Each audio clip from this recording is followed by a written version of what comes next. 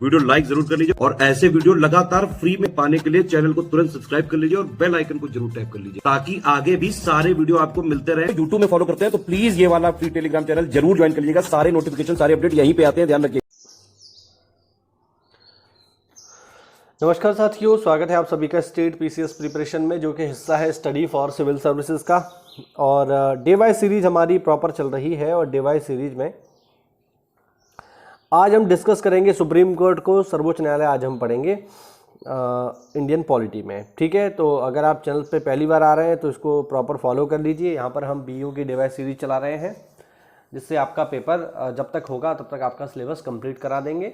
इसके अलावा सारी चीज़ें इसमें समय से आपको दे दी जाएंगी। तो चलिए बिना किसी देरी के जल्दी से शुरू करते हैं। इसके अलावा हमारा टेलीग्राम चैनल भी है, अगर आपने उससे जुड़ना है उसमें बहुत सारी इन्फॉर्मेशन आपको मिल जाती है, इंपॉर्टेंट पीडीएफ्स मिल जाती हैं, करंट अफेयर मिल जाते हैं। अब मैं उसमें क्विज भी शुरू कराने वाला हूँ, तो ये सारी चीज़ें आपको फ्री में वहाँ मिलती रहेंगी। तो चलिए जल्दी से शुरू करते हैं हमारा टॉपिक आज का, जो कि है सुप्रीम कोर्ट। चलिए देखिए, भारत में जो न्यायिक व्यवस्था है वो एकीकृत न्यायिक व्यवस्था है, जिसमें सबसे ऊपर आता है सुप्रीम कोर्ट। सुप्रीम कोर्ट के नीचे होते हैं साथियों हाई कोर्ट, और हाई कोर्ट के नीचे होते हैं डिस्ट्रिक्ट कोर्ट। ये हमारी व्यवस्था है, ठीक है। ये इसी तरीके से चलती है।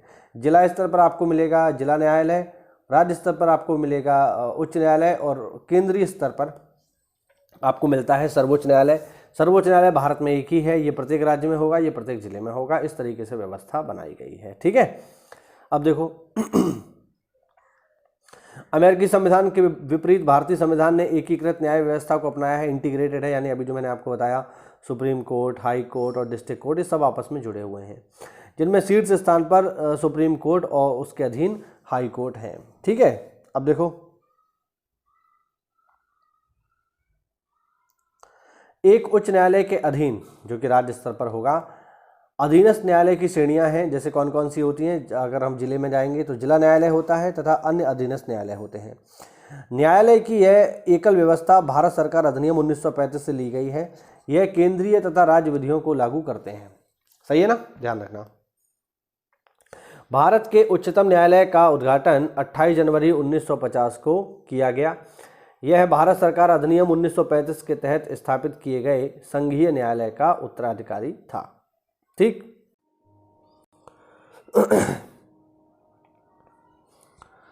भारतीय संविधान के भाग 5 में अनुच्छेद 124 से 147 तक सुप्रीम कोर्ट का गठन, स्वतंत्रता, न्याय क्षेत्र, शक्तियां, प्रक्रिया आदि का उल्लेख है, ध्यान रखना।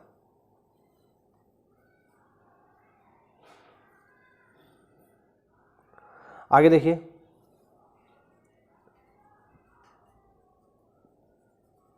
उच्चतम न्यायालय में 34 न्यायाधीश हैं। आज के समय में इसमें कितने न्यायाधीश हैं साथियों, ध्यान रखना, 34 हैं, जिसमें एक मुख्य है, 33 अन्य हैं। 2019 में केंद्र सरकार ने उच्चतम न्यायालय के कुल न्यायाधीशों की संख्या 31 से बढ़ाकर 34 कर दी। यानी पहले 31 थे, अब 34 हैं, जिनमें मुख्य न्यायाधीश भी सम्मिलित है। यह वृद्धि उच्चतम न्यायालय संशोधन अधिनियम 2019 के अंतर्गत की गई है। तो लेटेस्ट न्यूज़ अब ये है कि आपको याद रखना है कि 2019 से अब जो सुप्रीम कोर्ट में जज हैं उनकी संख्या है 34 साथियों। लेकिन जब संविधान बना था उस समय ऐसा नहीं था, ठीक है। जब संविधान बना था तब न्यायाधीशों की संख्या थी साथियों 8। कितनी थी?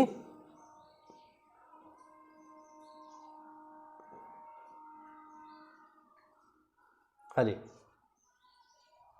जब हमारा संविधान बना था तब न्यायाधीशों की संख्या थी 8, जिनमें एक मुख्य न्यायाधीश था, 7 अन्य न्यायाधीश थे।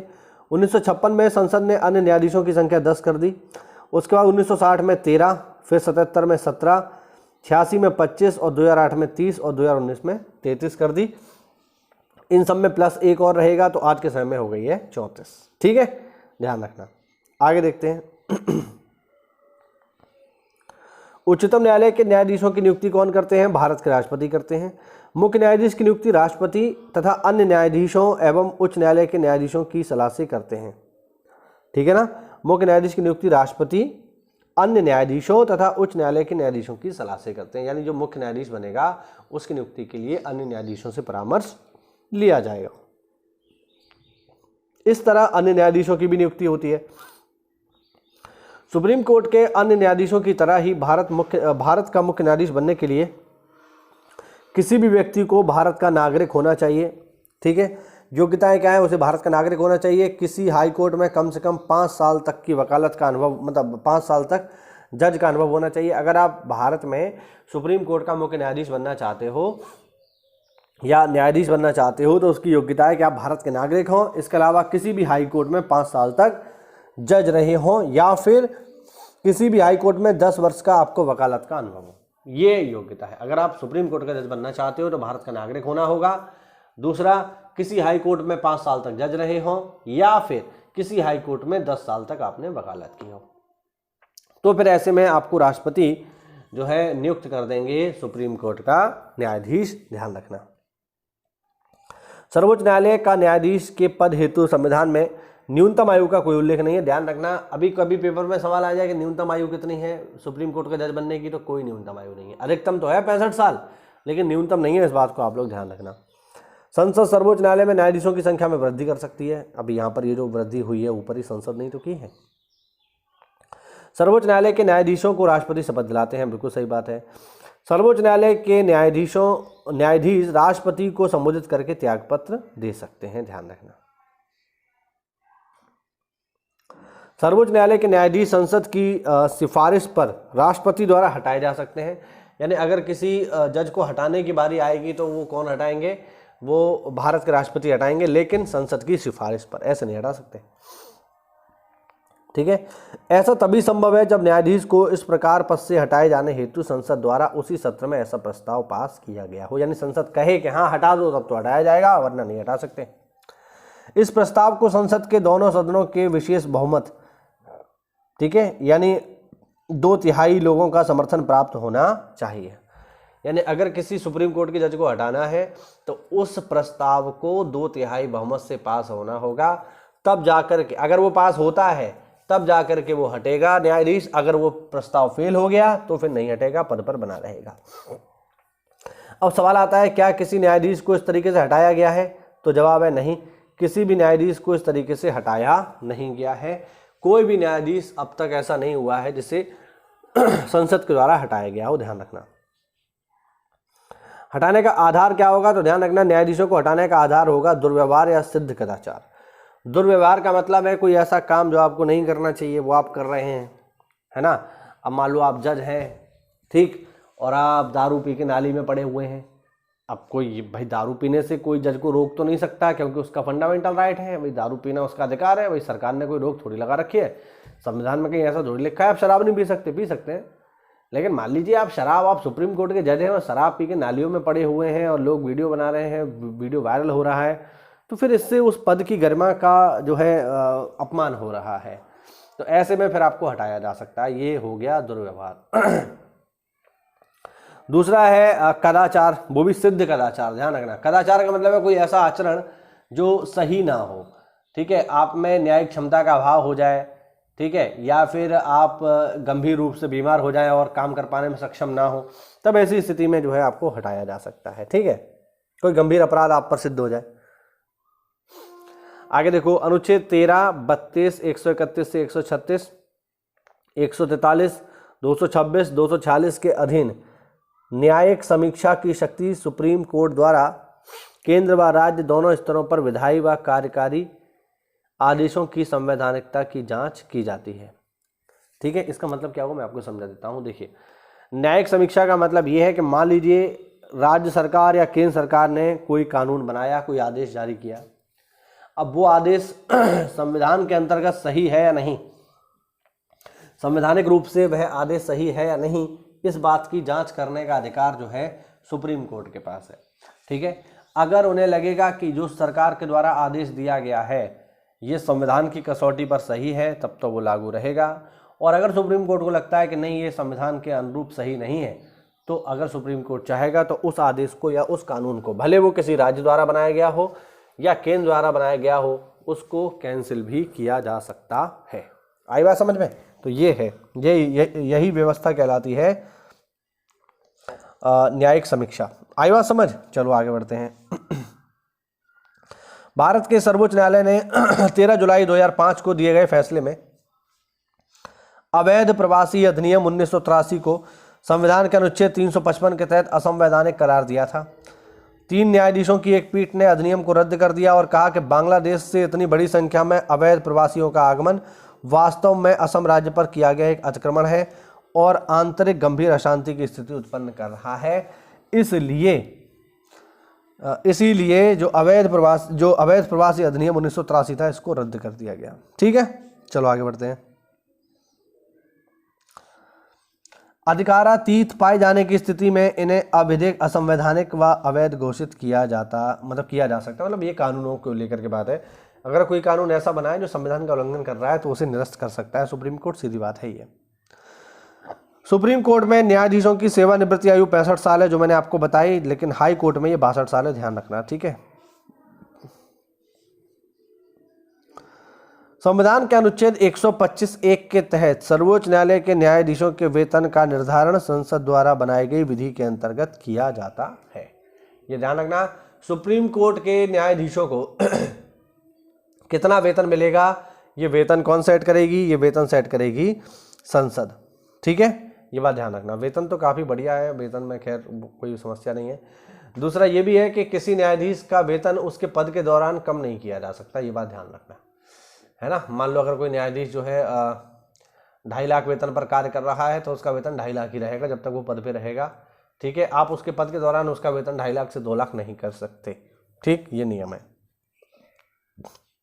अच्छा, यहाँ पर हमने देखा कि सुप्रीम कोर्ट के जज का वेतन तो संसद तय करेगी, लेकिन अगर कोई कार्यवाहक मुख्य न्यायाधीश बनता है तो उसकी नियुक्ति जो है भारत के राष्ट्रपति द्वारा, अच्छा वेतन की बात नहीं है, अलग से फैक्ट है।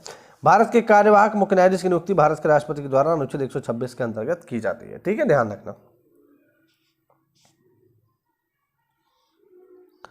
उच्चतम न्यायालय को देश का प्रहरी माना जाता है, अतः उसकी स्वायत्तता को बनाए रखने के लिए संविधान में कई उपबंध मौजूद हैं। सुप्रीम कोर्ट के न्यायाधीश की नियुक्ति करते समय राष्ट्रपति को सर्वोच्च न्यायालय के मुख्य न्यायाधीश से परामर्श करना आवश्यक होता है। यानी सुप्रीम कोर्ट का जज आप किसी को अपॉइंट करोगे तो मुख्य न्यायाधीश से पूछना पड़ेगा, सीधी बात है। न्यायाधीश को राजनीति के प्रभाव से दूर रखने के लिए उसका वेतन भारत की संचित निधि पर आरोपित होता है। यानी सुप्रीम कोर्ट के जितने भी जज हैं इनका वेतन आता है भारत सरकार के खजाने से। ध्यान रखना, इनको वेतन कोई सरकार नहीं देती है। ऐसा नहीं है कि इनको वेतन केंद्र सरकार दे रही है या राज्य सरकार दे रही है हाई कोर्ट को, नहीं।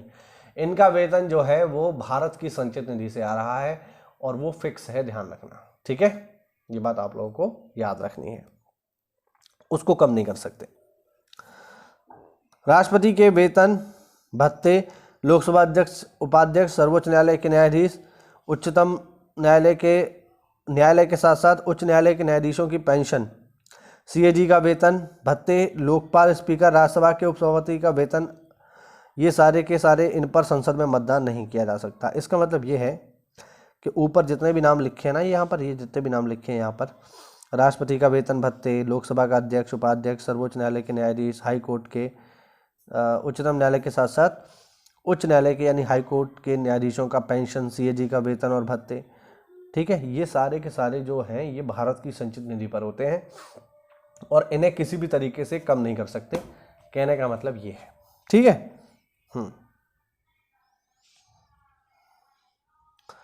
संविधान के अनुच्छेद 124(7) के अनुसार सेवानिवृत्त होने के पश्चात सुप्रीम कोर्ट के न्यायाधीश किसी भी न्यायालय में वकालत नहीं कर सकते। ठीक है, ये नियम है। अगर एक बार आप सुप्रीम कोर्ट के जज बन गए, ठीक है, तो फिर आपको कहीं भी वकालत करने का अधिकार नहीं है।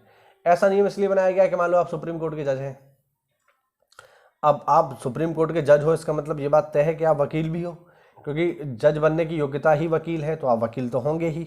ऐसा कोई जज नहीं हो सकता जो वकील ना हो, ध्यान रखना। तो प्रत्येक जज वकील होता ही होता है। अब आप वकील हैं तो आप वकालत तो आपके खून में है। अब मान लीजिए कोई जज जो है रिटायर हो गया, अब वो सोच रहा है खाली बैठा हूँ, क्या करूँ, लाओ वकालत शुरू कर देता हूँ। तो अगर आप सुप्रीम कोर्ट में जज रह चुके हैं तो आप कहीं वकालत नहीं कर सकते। ऐसा नियम साथियों इसलिए बनाया गया है कि आप सुप्रीम कोर्ट के जज हैं, आप कहीं भी जाकर के वकालत करोगे तो सामने, भाई जज के सामने तो वकालत होगी ना, तो जो भी जज सामने बैठा होगा, वो आपसे जूनियर होगा।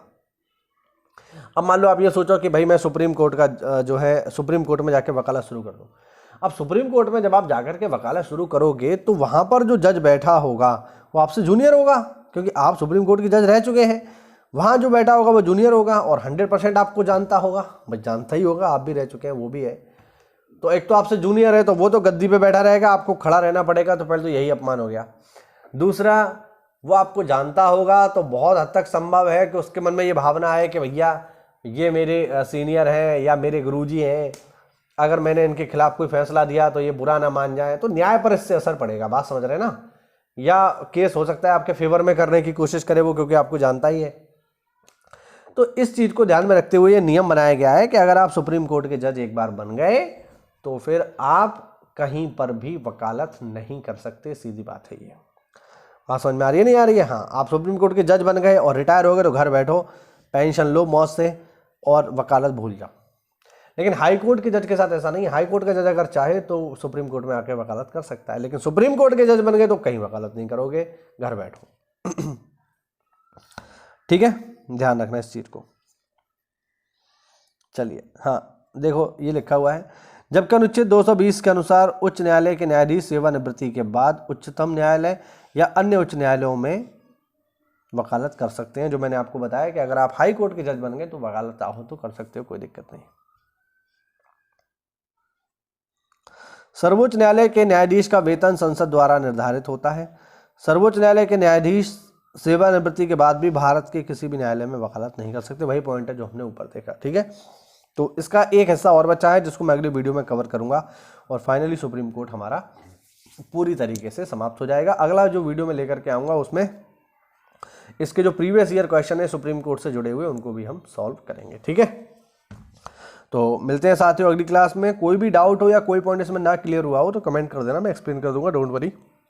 ठीक है, मिलते हैं अगली क्लास में, तब तक के लिए जय हिंद, जय भारत, वंदे मातरम।